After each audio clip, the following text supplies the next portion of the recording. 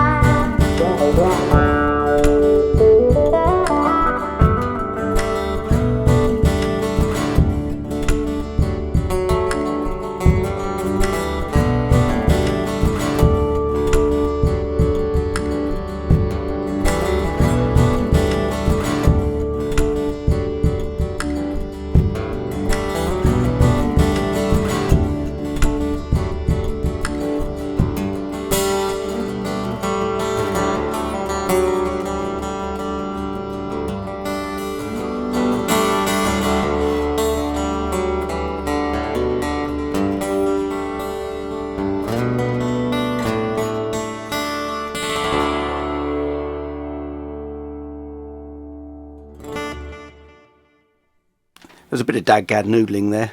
Nothing particularly worked out. I mean, that's how I use the looper. I kind of use it to create stuff on the fly. So just to prove that it kind of works in that way, it's pretty intuitive setup like this actually.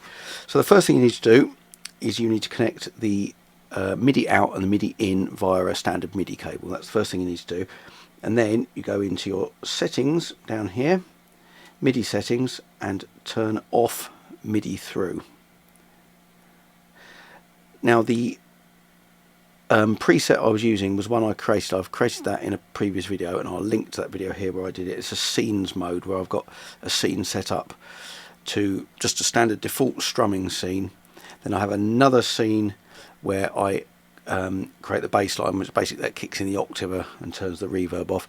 Then I've got a third scene for doing drums, which reduces the reverb, slightly boosts, changes the EQ, and then I've also then got a solo preset where it turns on the delay and boosts the signal, and I've got some other scenes where I can solo without the delay. Now I've slightly changed the way I do it, so I've got enough buttons to do everything I need. But essentially when I'm playing, as you saw from the track, I will generally, when I'm singing on a gig, I shall strum a pattern, then I'll layer up a bass line and then a percussion line, and that allows me to solo over it. So that was the basis for this preset, was my scene mode.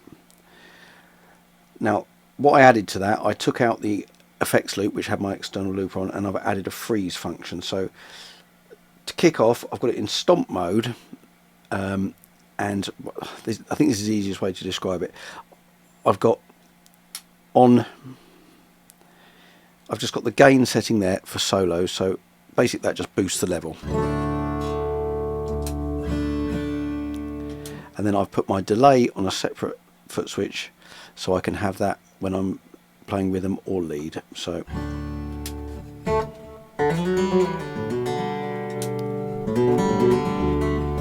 they're kind of available at all times in this mode with the MIDI working.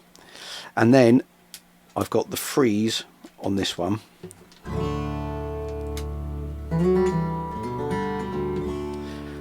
again available at all times. So these three switches are effectively in stomp mode. Next I added a looper, but I haven't assigned any foot switches directly to the looper in stomp mode. If you look, assigned switch is not assigned to anything. I've also got the octave, which I use for bass. Again, that's not assigned to any switch. And the reverb, again, that's not assigned to any switch. So if I go into the scene mode, these scenes I had set up already. Now I've got default, that's the scene, my standard scene without anything on it that I just use for strumming. I've then got my bass scene, which turns the reverb off, slightly changes the EQ, no delay on that obviously. Then I've got my drums scene, which has a bit of reverb.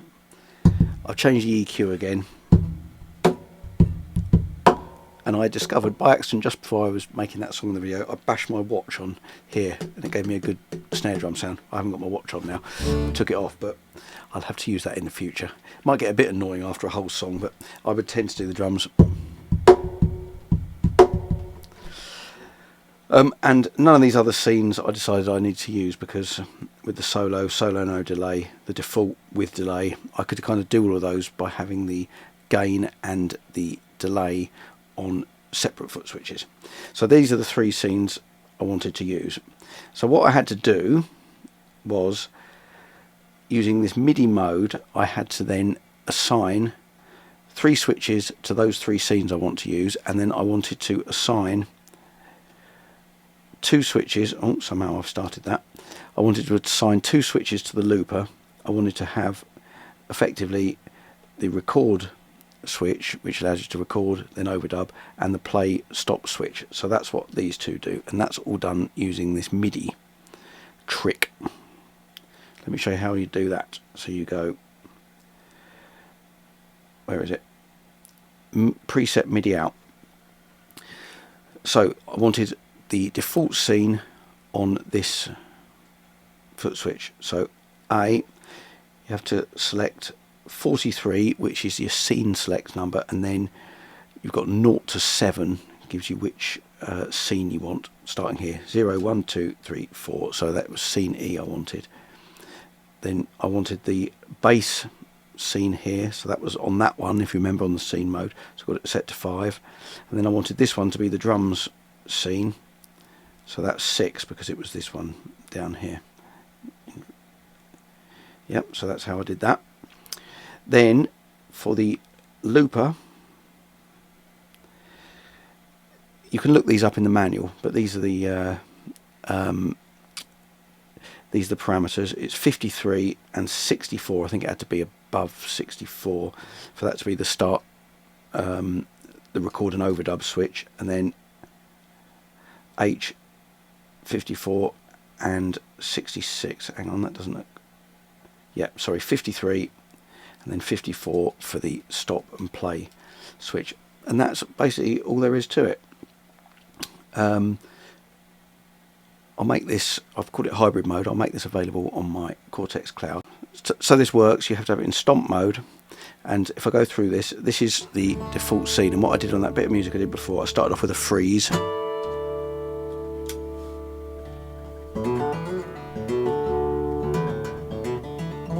So that freeze is available at all times because that's just set in stomp mode. The freeze assigned to D. And then I started the loop. I've got this set so it's got a threshold on it, so I can click to record and it won't start until I start playing. And I started with the bass on this occasion, so I put it on the bass preset.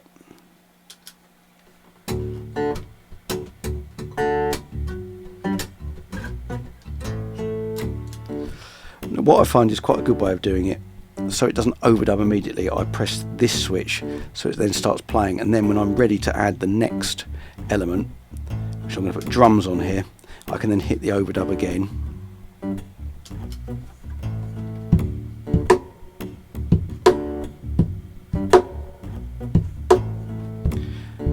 A bit out of time.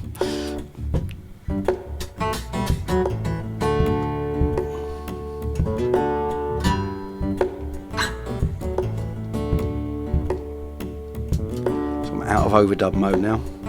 Then if I want to solo over it, I just kick in my gain. Let's have some delay. Tap tempo still works, same way.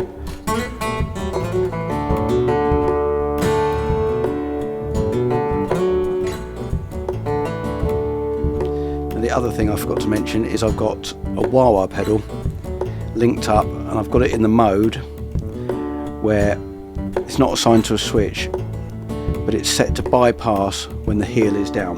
So it's off until I bring it forward.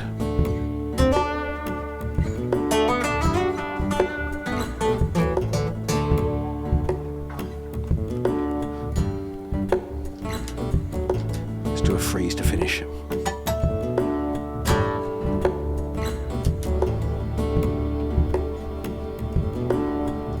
I don't like that.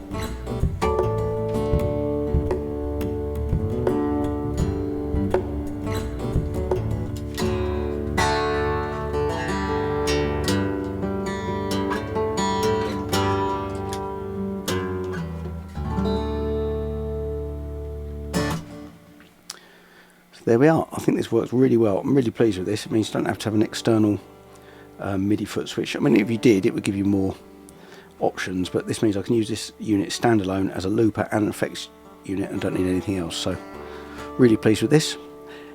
Please leave me a comment. Any questions you've got about it, I'll see if I can answer them.